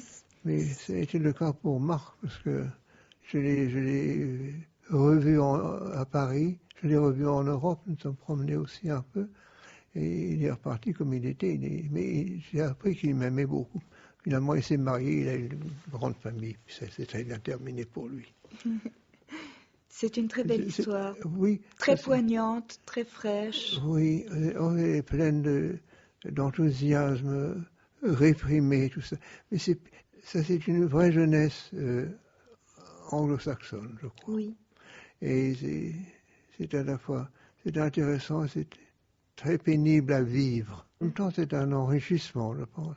Comment, avec cette jeunesse anglo-saxonne, l'influence de votre mère si forte sur vous, comment avez-vous choisi d'écrire en français? Mais parce que je suis parisien. Voilà. Parce que je suis né à Paris et j'ai passé toute la première partie de ma jeunesse en France, à Paris même. Je ne suis guère sorti de Paris. Une fois, je suis allé en Italie voir une de mes sœurs à Gênes. Toute ma première jeunesse a été française, à un degré extraordinaire. J'aimais tellement Paris, vous savez. Si j'ai à quitter Paris, et il se peut que ça se fasse, il se peut que je m'en aille, je regretterai amèrement ce que Paris m'a donné, enfin, les rues, le décor de Paris, peut-être un des plus beaux décors qu'il soit dans l'histoire des villes, enfin, je ne sais pas quoi, mais l'esplanade des Invalides, et puis ensuite et puis le Louvre, et puis les Champs-Élysées, tout ça, il y a derrière justement la personnalité de Paris, un décor. Oui. Je crois que ça a été une partie de Paris a été conçue comme un décor, presque pas comme un décor de fête, mais se prêtant aux grandes cérémonies, aux fêtes, etc., au triomphe. Au triomphe. Il y a ça dans Paris. Oui. Et c'est ce qui frappe tellement, je crois, les étrangers qui viennent. Il y a une magnificence de Paris qui est très séduisante. et qui m'est très cher. Mais ce serait tout à fait navrant que vous ayez à regretter Paris. Oui, il y a des difficultés, vous comprenez, je ne sais pas. Il faut être vraiment assez riche pour vivre à Paris maintenant. Mais Paris devrait vous appartenir. Autrefois, je rêvais, je pensais à Paris comme une ville qui était à moi. Mais oui. J'étais amoureux de la ville de Paris. J'aime mieux ne pas penser au temps où j'aurais à quitter la ville. Si je m'en vais, c'est ça, pour des raisons économiques, mettons. Et vous me disiez la dernière fois que vous auriez voulu être peintre d'abord. Oui, quand j'étais revenu d'Amérique, parce que je me disais, évidemment, je ne sais pas, je n'ai pas encore écrit de livre, est-ce que je vais avoir du succès, etc. Mais j'aimais énormément dessiner et j'étais très attiré par la peinture. Et mon père m'avait dit, eh bien, si la peinture t'intéresse, je vais te mener chez mes amis, attendez, c'était des collectionneurs. À l'Estein. Stein, c'est ça. Ils étaient plusieurs. Il y en avait un qui avait pris Picasso, et l'autre avait pris Matisse. Ah oui. Alors, tu vois, mon père m'avait dit, si tu as des ambitions de peintre, eh bien, d'abord, tu pourras aller dessiner à la Grande Chaumière. Je ne sais pas si le nom dit encore quelque chose. Je crois que Grande Chaumière. Ça, c'est une chose. Et j'ai mon ami Stein qui habite à côté. Il sera très content de te montrer ces tableaux. Et je suis allé voir M. Stein avec sa femme. Ils étaient charmants tous les deux. Et M. Stein m'a montré un portrait de la femme de Matisse, par son mari, et elle avait un visage en vert. Le visage était vert, il n'y avait pas d'importance, il était vert. Et je l'avais longtemps regardé, j'avais dit comme elle était intéressante, et ce visage vert est tellement particulier. Et M. Stein avait dit, il ne faut pas faire attention, ça c'est pas ça, c'est la beauté du dessin et les couleurs, puis le vert, c'est un détail, pour moi c'était énorme, n'est-ce pas? Et je me suis dit en voyant ça, eh bien je ne pourrai jamais peindre comme Matisse, c'est pas la peine. Sa peinture est très intéressante, alors je vais faire autre chose. Et je me suis tourné vers la littérature. Évidemment, j'avais déjà écrit une histoire qui avait été imprimée en Amérique, mais je me suis dit, je vais écrire une histoire, un poème. J'ai écrit un poème. Un immense poème. Qui s'appelait Dionysos. Ah Dionysos. C'est un poème avec, un background, un fond de religion. Oui. Et une histoire très compliquée. C'était à la fois charnel et religieux. C'était trouble, n'est-ce pas, trouble, mais en même temps, il y avait beaucoup d'agitation là-dedans. Il y avait une sorte de tumulte intérieur qui m'inspirait. J'ai écrit le poème. Il va être réédité dans très peu de temps. Ah, il va paraître. Avec des illustrations, s'il vous plaît. Et d'ailleurs, les poètes tiennent une grande place dans votre vie. Oui, oui, énorme. Énorme. La poésie anglaise et française, les deux, naturellement. Et il y a Baudelaire et Rimbaud, c'était les poètes que je chérissais en France. Rimbaud, Baudelaire et aussi François Villon. Et puis, il y a tous les autres, ils sont assez nombreux. Il y avait le poète que personne n'osait avouer, mais au fond, c'était le poète qu'on adorait. C'était Victor Hugo, vous savez. Alors, on trouvait d'immenses bêtises à coups de vers que tout le monde connaissait tellement c'était beau, bien sûr. Oui. Bien sûr. Voilà. Enfin, la poésie française a beaucoup compté pour moi, et naturellement la poésie anglaise. Oui, le roman anglais, évidemment. Le plus grand, je crois, c'est Dickens. Ma mère tenait beaucoup à me faire apprendre l'anglais et bien parler l'anglais, et elle me donnait, je crois, 25 centimes pour chaque roman que j'ai lu et dont je pouvais lui parler. Et alors, j'avais lu Oliver Twist, et j'avais même fait des petits dessins, des illustrations. Walter Scott, ce Walter Scott. Oui. Là aussi, j'étais payé au moins 25 centimes pour voir ça. Mais j'ai appris beaucoup de choses comme ça. Vous amassiez une fortune et en même oui, temps... en effet. Oui. En effet, j'étais très, très jeune et très influençable. Ça m'a marqué. Mais c'était en bien France, en France, il y avait un roman que je lisais, ça s'appelait Les mystères de Paris. Je lisais ça dans ma chambre. Nous habitions au Vésiné, près de Paris, une grande maison. J'habitais au dernier étage, mais j'étais seul dans ma chambre au dernier étage. Et on me disait, Julien, tu éteins la lumière. Mais Julien disait, bien, et j'éteignais, puis ensuite je l'allumais pour continuer la lecture des mystères de Paris. Vous deviez être terrifiant. Vous savez, ces livres-là sont écrits pour des enfants, écrits peut-être par les enfants et pour les enfants. J'ai dévoré des livres comme ça. Mais il y en avait qui étaient mieux que les mystères de Paris. Seulement ça, c'était quelque chose. Ça faisait flamber l'imagination, vous savez. Et c'est à ce moment-là, vous pensiez que vous écririez un jour? Est-ce que ça va? Oh, je ne sais pas. Vous ne pensez pas ça? Oui, j'aimais beaucoup. Oui, j'écrivais quelquefois des petites histoires tristes pour une de mes sœurs qui était un peu...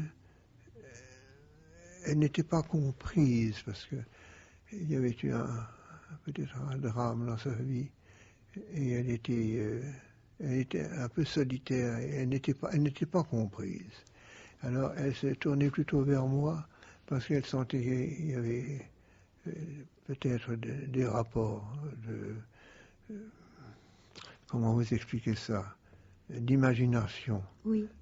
Son imagination déraillée, la mienne ne demandait qu'à dérailler aussi. Et alors, quand elle se sentait seule et un peu triste, je lui écrivais des petites histoires avec des dessins.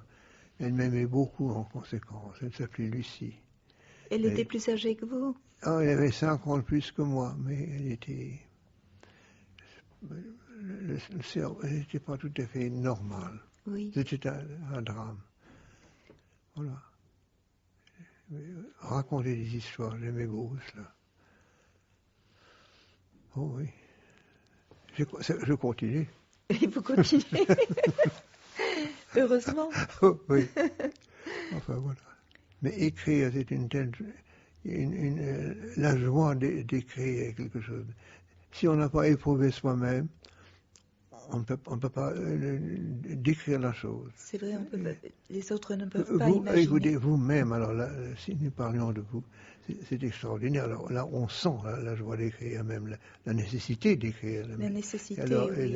et la nécessité de bousculer le langage quand il ne veut pas dire exactement ce que vous voulez dire. Alors il y a une... mais ça produit quelque chose d'étonnant parce que quand vous dérangez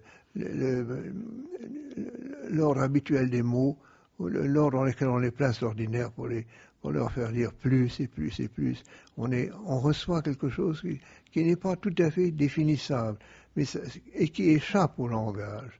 Je ne sais pas si c'est ça que vous avez voulu, mais vous allez plus loin que les mots. Vous allez plus loin que les mots. Je pense que c'est beaucoup ça le travail de l'écrivain et le plaisir de l'écrivain. Oui. Et c'est ce que je me rappelle quand j'avais 15 ans et Oui. que je lisais, c'était pendant la guerre, pendant l'occupation, j'ai Oui. lu à Pau, où j'étais cachée, Oui. Adrienne Mesura. Et pour moi, et après Léviathan, et puis après tout ce que je pouvais trouver, Oui. on ne trouvait pas facilement les livres. J'ai changé 15 livres pour en avoir un de vous. Oh. Et je me rappelle que j'étais beaucoup plus qu'émerveillée, j'étais transportée. Oh, J'avais voilà. l'impression de ne pas être seule et de trouver les régions justement où ça parlait, où le langage était libre, où il n'était pas prisonnier d'un discours que j'avais beaucoup plus de mal à comprendre et avec lequel je n'étais pas d'accord. Oui, bien sûr. Oui, je vois ce que vous voulez dire. Et je pense que beaucoup de gens, en vous lisant, et ce qui est tout à fait extraordinaire, c'est qu'au cours de ma vie, j'ai très souvent relu vos livres, et encore récemment, dans mon dernier livre où je raconte ce temps de l'occupation, et j'ai voulu relire tout de suite Adrienne Mesura et Léviathan pour retrouvé l'impression que j'avais à la première lecture, et c'est extraordinaire parce que j'ai pu la retrouver et la décrire. Ça ne s'était pas du tout... C'est rare dans la vie, les choses qui ne défaillent pas, qui ne pâlissent pas avec le temps. Et j'ai retrouvé tout le choc de cette lecture et tout le mystère qu'il y a dans vos livres, ce mystère tellement limpide qu'on sait qu'on n'en viendra pas à bout, mais on n'a pas envie, on a envie de lire. Mais vous vous rendez compte de la joie que vous faites en parlant comme ça, parce que c'est la récompense de l'écrivain, d'être compris, qu'il y a une rencontre de tempérament littéraire comme celle-là. C'est très très rare. C'est très rare. Je me souviens qu'une fois, j'avais posé à un philosophe la question: est-ce que nous pensons avec des mots? Mais il est très embarrassé pour me dire: mais pas nécessairement, nous pensons avec ce qui vient avant les mots, ce qui est suggéré par les mots, etc. Et puis, les mots sont tout de même réducteurs. Oui, évidemment. Je pense que le travail de l'écrivain, c'est de faire qu'il le soit le moins possible. Oui. Ou peut-être pas du tout. Oui. Le français, c'est comme un pays. L'anglais en est un autre, un pays où les idées circulent. Ce sont souvent les mêmes idées, mais elles circulent d'une façon différente. Le monde vu par la langue anglaise n'est pas le monde vu par la langue française. Les idées se rencontrent peut-être, mais elles sont vues d'une façon différente. Il y a une différence de climat. Je dis des choses tellement évidentes, mais... une différence de rythme aussi. Malgré tout, on ne pense pas les mêmes choses en anglais qu'en français. Voilà ce que j'essaie de dire. C'est ça qui est curieux. On pense, il y a des pensées anglaises et des pensées françaises. Mais d'ailleurs, d'écrire en français tout en connaissant intimement et en étant habité par les rythmes de la langue anglaise, par le souffle de la langue anglaise, par votre lecture et vos relectures quotidiennes de la Bible dans l'édition de St. James, ça a dû jouer aussi, et peut-être que c'est une des choses qui participe du mystère de votre œuvre. Elle est écrite dans un français très clair, très simple, mais elle est peut-être animée par des rythmes et des souffles. Vous savez, j'entends dire quelquefois que la langue française est trop claire. Il y a eu une catastrophe en français. Un homme comme Pascal est venu et a tout bouleversé. Il a purifié la langue et il l'a appauvrie en même temps. Parce que quand on pense à la langue française de la Renaissance, mettons Rabelais, comprenez-vous, ou alors nous parlions de Villon tout à l'heure, la langue du Moyen-Âge, mais la langue de Rabelais est une langue d'une richesse étonnante, mais il y a une sorte de fouillis de mots étranges qui sont très, très saisissants de vérité, mais c'est une langue trop riche. Alors, le XVIIe siècle est arrivé. Il y a une chose qu'on entendait dire autrefois à propos de la poésie française de Malherbe, qui était très claire et très belle. Enfin, Malherbe vint. Alors, pour beaucoup de gens, c'est la poésie qui arrive. Et quelqu'un ajouta: enfin, Malherbe vint et la poésie s'en alla. C'était exactement ce qui s'est passé. Et ça s'est passé un petit peu. Alors, dans le langage de Pascal, il est d'une rigueur extraordinaire. Enfin, la langue de Pascal, ça ne se défend pas, elle est parfaite. Seulement, elle a tendance à devenir une langue de philosophe. Elle tend vers l'abstrait, n'est-ce pas? Alors que l'anglais, qui comporte un élément sauvage, un élément saxon, n'est-ce pas, qui est sauvage, et qui se mêle au latin, eh bien, c'est une langue tout à fait différente, beaucoup plus riche, mais peut-être moins claire, moins immédiatement claire. La langue française, elle est lucide, enfin, elle est ce qu'elle est, quoi, je pense. Enfin, l'éloge de la langue française, c'est trop fort. Seulement, c'est très net. Alors, évidemment, le grand problème pour la France a été la poésie, à cause de cette langue trop pure. Ça n'a pas empêché la grande poésie, mais c'est une poésie d'un certain genre. Alors Baudelaire est arrivé, Baudelaire et Rimbaud sont arrivés, ils ont mis un petit peu de désordre, enfin le désordre, pas Baudelaire, non, la langue de Baudelaire est pure, mais c'est une langue qui est en révolte contre une langue trop pure. Et je pense que la révolte de la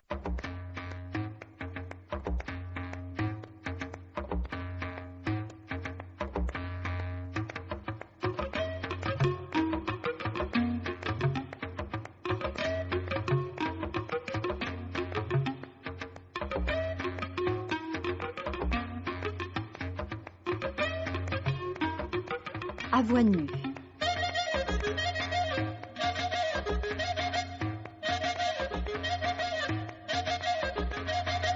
Julien Green s'entretient avec Viviane Forester. 5e entretien.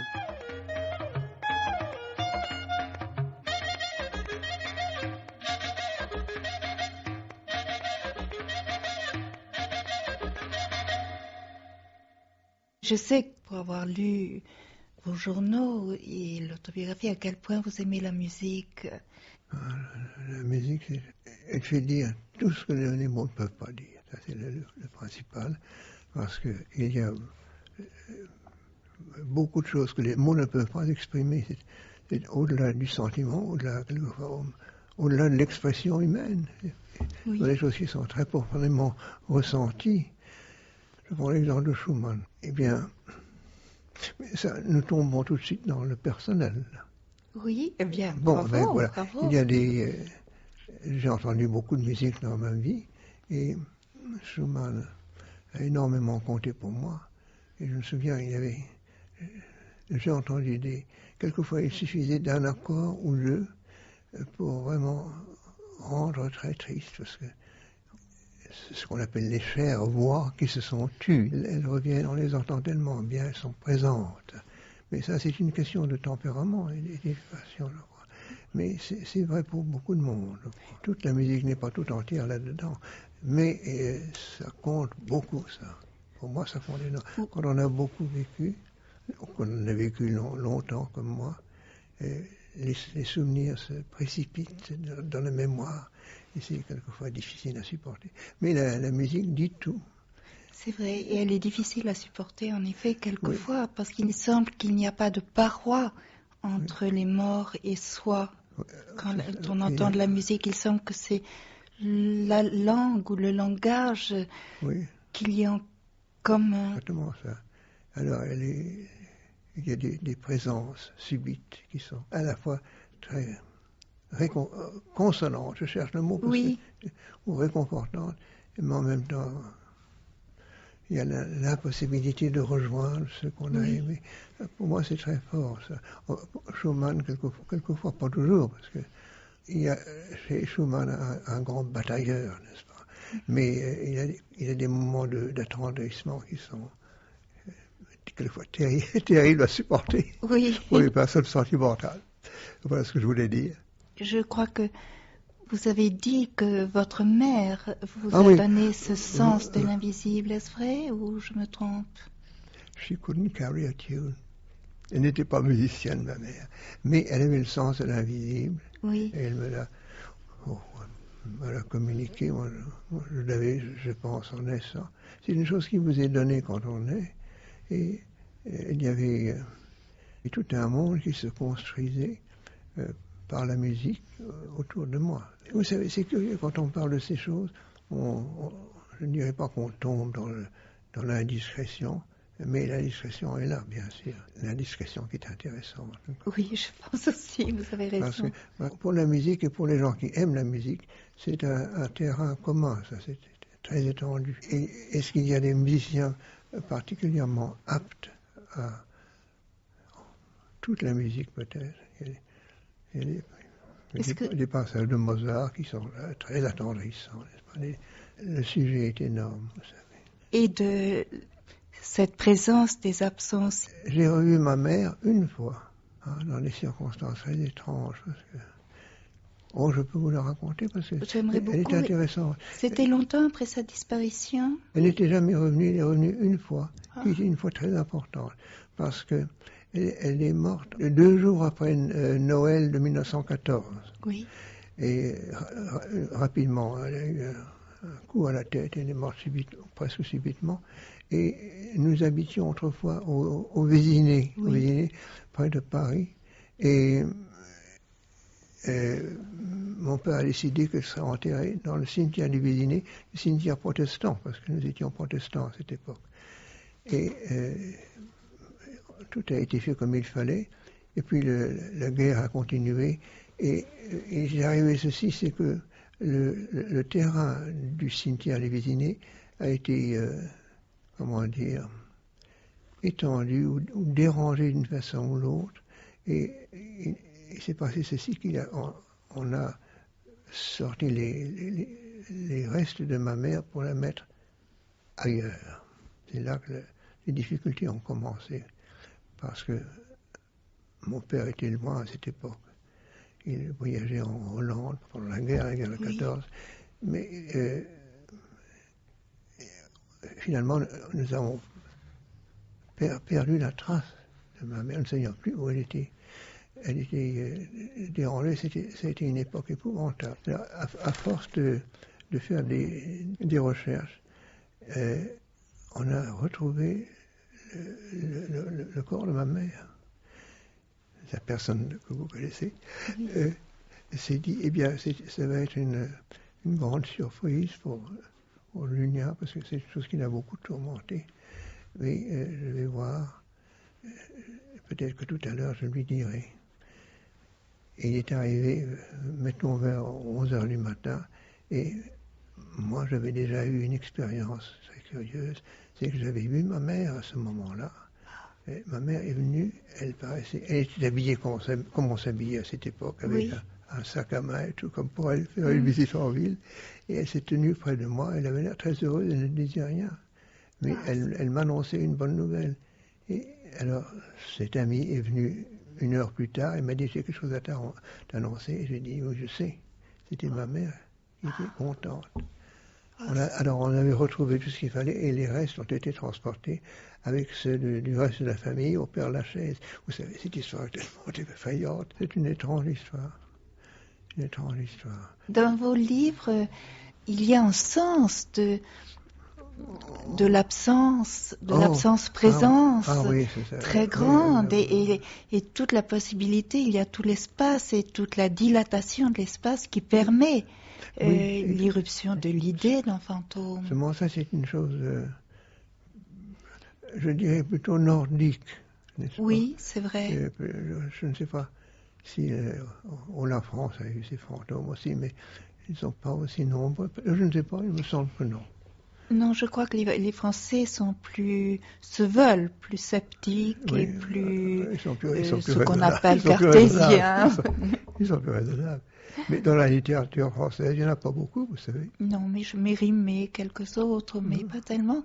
Et c'est très important. En fait, bon, ce ne sont pas des fantômes dans vos livres souvent, mais ce sont des possibilités, des virtualités. C'est ça, oui, justement. D'entrer en rapport. Oui. C'est même une expression des gens qui s'occupent de ça, être en rapport. C'est très beau. Oui, c'est une expression courante. Mais cela donne d'ailleurs je parle toujours de vos livres, cela donne à la présence des gens, la présence tout à fait habituelle et tangible, ça leur donne une force encore plus grande et une présence encore plus charnelle et plus immédiate. Oui. Souvent, ça me fait penser à... Vous savez, Van Gogh disait qu'il aurait voulu que ses portraits soient des apparitions. Et je trouve que vos personnages sont souvent des apparitions et qui ne disparaissent pas du tout. Non, qui vous restent permanente. Oui. C'est ça, oui. Je connais ça aussi. On retrouve ça quelquefois chez mon passant. C'est vrai, mais plus voulu, plus il décide. Ah oui, voilà, évidemment. J'ai écouté de la musique pendant toute ma vie, vous savez. Et ma préférence va aux musiciens romantiques, n'est-ce pas? Mais ça part d'assez loin avec Beethoven, et même avant Beethoven, jusqu'à Brahms, naturellement. Oui. Brahms et Schubert et Schumann, bien sûr, ce sont les grands, et puis les autres qui sont très nombreux.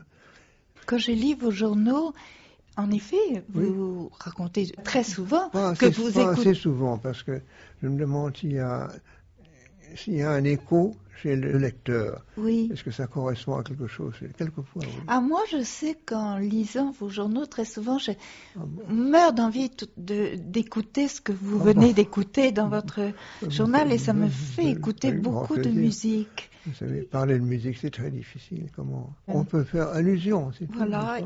Mais l'évocation, c'est très important, et c'est ce qui conduit au partage de ce goût. Bien sûr, parce que c'est la puissance d'évocation de la musique, c'est extraordinaire. Quelquefois, on se dit ça devrait être interdit parce que c'est trop terrible. Et c'est très ça fait revenir tout un monde disparu. Et alors, c'est à la fois merveilleux et ça peut être très douloureusement merveilleux, si je veux dire. C'est vrai. Par moments, c'est insupportable. Il y a des périodes. Mais on ne s'en passe pas. C'est comme. Je ne dirais pas que c'est une drogue, c'est aucun rapport. Mais ça a quelque chose d'impérieux comme une habitude qui est là pour toujours. Oui, c'est une soif. Et ça influe certainement sur les romanciers, plutôt d'inspiration anglaise, enfin plus ou moins, parce que moi je ne sais pas où on me classe, parce que j'ai écrit des romans français, et puis des romans anglais ou américains. Mais la puissance est là, vous savez. Et le désir, quand on entend une musique qui est très prenante, et qui est non seulement ensorcelante, mais créatrice d'invisible, les mots ne sont pas là pour exprimer ce que je veux dire. Enfin, ça encourage à écrire, à reproduire à la manière de l'écrivain un petit peu ce qu'il a entendu. Non pas dans le même sens, mais vous savez, ce que je veux dire est trop compliqué. Non, vous le dites très bien, je crois que vous l'avez dit. C'est trop compliqué parce que les mots ne sont pas là, ils n'existent pas. La musique est là pour les mots qui n'existent pas, pour exprimer ce que l'on veut dire. Oui, c'est ce qui définit en partie la musique, en fait. Là, ça touche évidemment de très près la mystique. Alors, le sentiment religieux est atteint, si je puis dire, immédiatement par certains airs. Dans la musique catholique, évidemment, il y a des hymnes qui sont de tout premier ordre. Dans la musique protestante, la musique est extrêmement puissante, les cantiques protestants. Enfin, ça, c'est un autre domaine. Et le grégorien? Moi, vous savez, l'Église actuelle est privée de grégorien.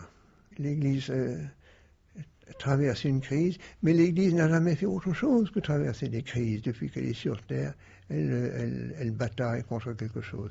Et alors, la disparition du grégorien dans l'Église moderne, pour moi, je ne dirais pas que c'est un désastre, mais ça côtoie quelque chose de grave, parce qu'il y a tout un sentiment du mystère qui n'est plus exprimé, parce que ce n'est pas le même langage.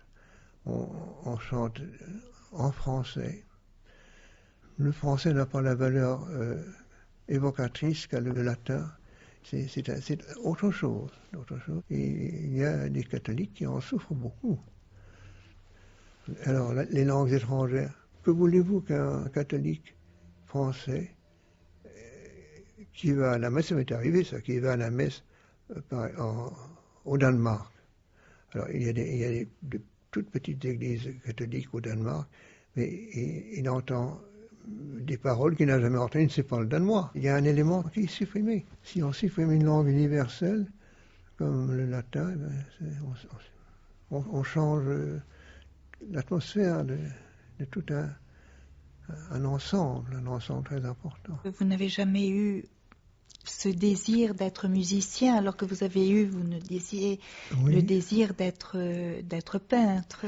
Il y a une musique qui m'est très chère, avec Schumann bien sûr, c'est Brahms. pour moi, dans la musique de Brahms, il y a des forêts. C'est un homme qui aimait beaucoup les bois et les forêts. Ça se sent dans sa musique. Oui. L'amour de la forêt et la nostalgie des forêts lorsqu'il n'y est pas. Et il y avait aussi chez l'homme un certain détachement du succès. Il restait toujours lui-même, un petit peu à l'écart et en même temps extraordinairement présent. Et on avait vraiment l'impression d'un homme qui se promenait dans les forêts, dans les bois, auprès des bois. On l'a très souvent, cela. Mais il y a la hauteur de l'individu, c'est la hauteur de l'homme.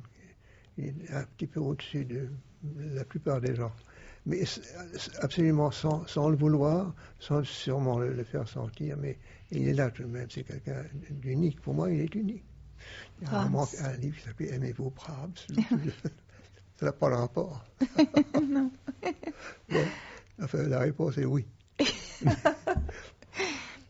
Et puis là, Schubert a un effet extraordinaire sur moi parce que Schubert, c'était comme le petit garçon qui est poursuivi par l'idée de la mort. Il y a de grands morceaux de Schubert qu'on écoute quelquefois avec une sorte d'effroi parce que c'est tellement sensible. C'est comme un enfant qui a peur et qui a peur de la mort. Alors la musique, alors, elle devient sublime. Elle est terrible à entendre. Mais elle est sinistre et très belle, mais elle est ce qu'elle est. Et puis, alors, elle est tellement imbue de cette idée que, quand il aborde un terme joyeux dans le même morceau, c'est aussi terrible. Parce que la présence est toujours là. Enfin, et puis l'homme il était merveilleux. Sa musique ensorcelait ses amis. Il y avait des soirées qu'on appelait les Schubertiades, les amis se réunissaient en foule pour entendre Schubert jouer lui-même du piano ou alors entendre la musique de Schubert. Je vous en parle, vous savez, et je vous en parle pas du tout comme un spécialiste, parce que je ne suis pas spécialiste de ces choses, mais j'ai recueilli certaines idées et elles me sont très chères. Pour Schubert, c'est très important. C'est très important, oui. C'est la musique de chambre et la musique de piano. La musique d'orchestre aussi. Et puis les autres, évidemment, je les aime tous. J'aime tous les grands. Oui, j'aime Beethoven, évidemment. Les quatuors? Oh oui, certainement. Et puis certainement, oui. Les quatuors, ils sont tous magnifiques. Et les sonates, enfin. Le numéro 111 est particulièrement grand et magnifique. Et l'abondance et la richesse chez lui empêche d'en parler. La première fois que j'ai entendu la troisième symphonie, massacrée, au Trocadéro à Paris, c'était la première fois que j'entendais du Beethoven.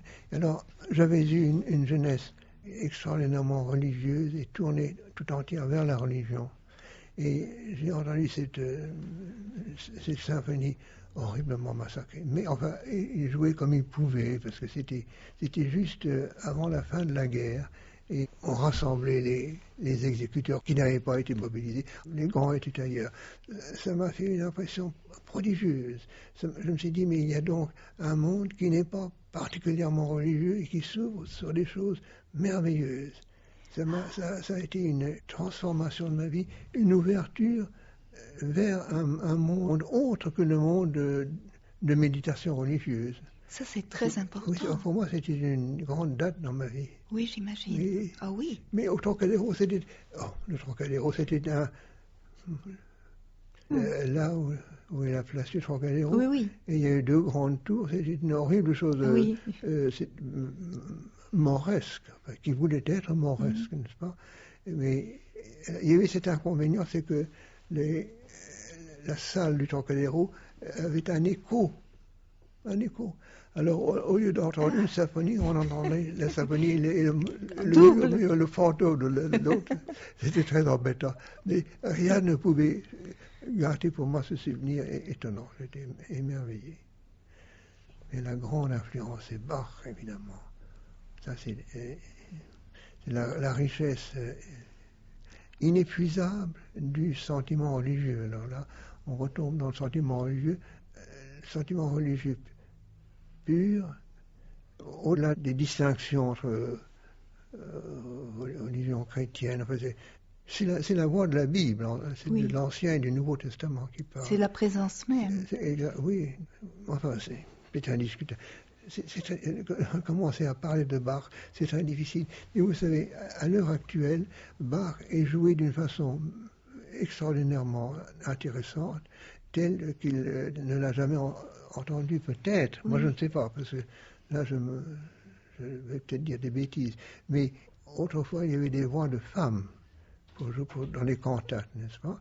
Et maintenant, elles sont remplacées par des voix d'enfants, ce qui est beaucoup plus dans l'esprit du compositeur. Alors, il y a des enfants, quelquefois de 13, 14, 15 ans, qui chantent. Vous avez déjà entendu peut-être? Oui, Arnoncourt fait ça, par exemple. Oui, c'est ça. Oui. Alors, ce sont des voix merveilleuses, parce que ce sont des voix, mettons, d'anges, mais ce sont des anges qui n'ont pas peur de se faire entendre. Ce sont des voix, comment dire, inspirées et impérieuses. Oui. Ils n'ont peur de rien du tout. Oui. Et c'est très émouvant de les entendre. Pour les psaumes, enfin pour toutes les musiques, mais les psaumes en particulier, c'est très beau. C'est vrai qu'on entend autre chose en plus. Oui, on entend un autre monde qui doit, au-delà de nos distinctions. Et on a l'impression que c'est vraiment Dieu le Père qui est derrière tout ça. Dans la musique, il y a une force contraignante. Elle a le pouvoir de changer une vie. Je viens d'en parler un petit peu à propos de Beethoven, mais elle a le pouvoir de changer une vie, de la diriger dans une telle ou telle direction. Que feraient les religions sans la musique? Je ne sais pas. Leur force dépend naturellement de l'inspiration, mais aussi du pouvoir de la musique. Il y a des airs de Bach qui vous suivent tout le long d'une vie, vous savez. Une autre influence dans ma vie qui a été énorme, c'est l'influence de la peinture. Et je pense à quelqu'un en particulier. Il y a des peintures qui ont beaucoup compté pour moi. Quand j'étais enfant, vous savez, ce que l'enfance reçoit, c'est souvent la grande richesse de la vie.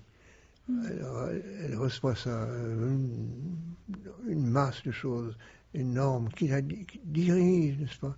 Quand nous habitions rue de Passy, je me souviens, il y a longtemps cela, j'allais passer quelquefois chez ma sœur Éléonore. Ma sœur Éléonore était extrêmement belle et elle m'aimait beaucoup. Elle me laissait m'asseoir dans la chambre et je la regardais en train de se peigner. Elle avait une chevelure rousse extraordinaire. Elle était très irlandaise. Parce que dans la famille, il y avait les Irlandais et les Anglais. Moi, j'avais reçu le sang écossais. Et j'avais une sœur qui s'appelait Rita, qui aussi était écossaise. Et ma sœur Lucie, qui était malheureuse, était irlandaise. Oui. C'est curieux comme le sang s'était répandu. Bon. Alors, dans la chambre de ma sœur Eleonore, il y avait une peinture par un homme du 19e siècle, tout à fait vers la fin, qui s'appelait Balestrieri. Et le tableau s'appelait Beethoven. Et ça représentait des gens dans un studio d'artistes, tout à fait le soir, avec une lumière allumée. Et il y avait d'un côté, sur un canapé, il y avait un homme et une femme qui écoutaient. L'homme écoutait la tête dans les mains comme ça. Et un autre s'était assis sur le canapé, les bras autour des genoux. Il avait l'air très, très sérieux. Et puis alors, sur le mur qui était de l'autre côté, il y avait un pianiste.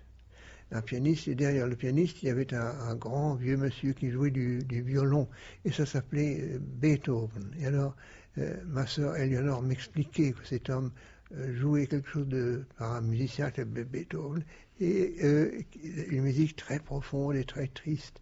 Oh, ça m'intéressait tellement. Je disais, mais est-ce qu'on ne peut pas entendre ça? Elle a dit, plus tard, tu entendras peut-être.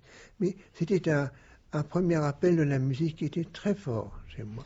Et pendant des années, j'ai gardé ce petit tableau, enfin une photographie du petit tableau, qui m'a rappelé beaucoup, beaucoup de choses. C'était Balestrieri, Beethoven, de la musique. Ma mère m'emmenait quelquefois, elle aimait la musique, c'était pas tout à fait son fort. Elle le connaissait moins. Elle ne pouvait pas chanter convenablement un air, même très connu. Mais elle me menait dans les musées pour voir un petit peu d'art. N'est-ce pas? Oui. Il y avait un musée qui n'existe, je ne sais pas s'il existe encore, c'est le musée du Luxembourg. Il y avait une chose qui m'a beaucoup frappé, c'était une chose qui s'appelait, ça a beaucoup frappé ma mère, c'était une religieuse en marbre. Une religieuse en marbre, en train de réfléchir, la tête basse, et ça s'appelait Loin du monde. On me rappelait absolument tout ce que disait ma mère sur certaines choses de ce genre. Ma mère regardait et disait, oh, comme c'est triste, loin du monde. C'est une religieuse qui s'était retirée du monde. Et puis alors, un peu plus loin, il y avait un portrait, une peinture qui s'appelait Les porteurs de mauvaises nouvelles. Je me rappelle très bien ce que ma mère a dit, et je me souviens très bien ce qui s'est passé en moi. Là, je m'arrête un instant, parce que je crois que nous avons parlé un jour de l'histoire du couteau. Le couteau à pain. Non. J'étais dans mon lit tout seul et je me touchais moi-même, oui. comme font les enfants. Et ma sœur Mary, qui était très curieuse, elle est venue voir ce que je faisais. Et alors, elle m'a regardé et elle est allée voir ma mère tout de suite. Elle lui a dit, il faut surveiller le petit, parce que il fait des choses qu'il ne devrait pas faire. Un garçon de 2 ou 3 ans. Oui. C'était la mentalité de ma sœur Mary. Ma mère est revenue avec un grand couteau à pain. Même le manche était en métal. Et c'était un petit peu comme la forme d'une scie. Vous savez, une scie qui aurait été arrondie. Et ma mère était accompagnée justement de Mary, la curieuse, qui apportait une bougie pour éclairer la scène, pour que ma mère voie bien ce qui se passait. C'est effrayant. C'est effrayant. Ça aurait été pas vrai. Ça pourrait être difficilement pire, d'ailleurs. C'est fou. Elle était désastreuse, cette histoire. Et alors, ma mère a regardé, horrifiée. Elle a dit, ma mère se penche au-dessus de moi. Elle me dit, I'll cut it off. Je vais la couper. Moi, je regardais ma mère, j'aimais tellement ma mère, je l'ai regardée en souriant, parce que je ne sais pas qu'est-ce qu'elle veut dire avec son couteau. Elle ne va pas me toucher, elle m'aime beaucoup, bien sûr, mais la cuisinière qui était encore à la cuisine à ce moment-là, et c'était vers 7 ou 8 heures du soir, a entendu, et elle écoutait ce qui se passait, elle a compris, et elle répétait ça comme une Française.